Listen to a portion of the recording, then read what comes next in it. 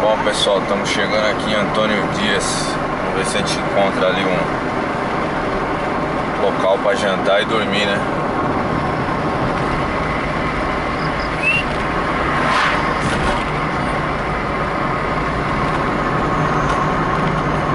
Rio Bahia, na Rio Bahia você vai pegar ou vai?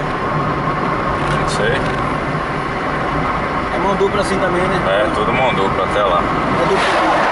Não, não, é tudo assim, desse mesmo jeito. Ali, ó. Do lado de cá o restaurante, do lado de lá a pousada. Pousada Veraneio. Aquele lado lá. É. Vamos pra depois tomar banho? Não, vamos tomar banho primeiro pra depois comer.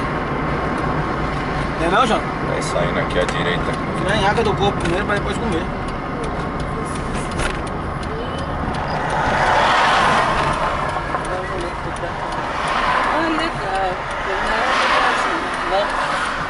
Olha lá, tem uma veraneira. Bom, pessoal, esse lugar aqui a gente dormiu em 2010 na volta. Que bom, hein? Eu dei uma olhada no Google Maps aí, né, pra ter uma base onde que tava. Agora vamos ver, né, se tem quarto disponível ali. Beleza? Forte abraço aí pra todo mundo. Bom, pessoal, parece que a gente vai dormir aqui mesmo onde eu tinha dito. Vou dar uma geral.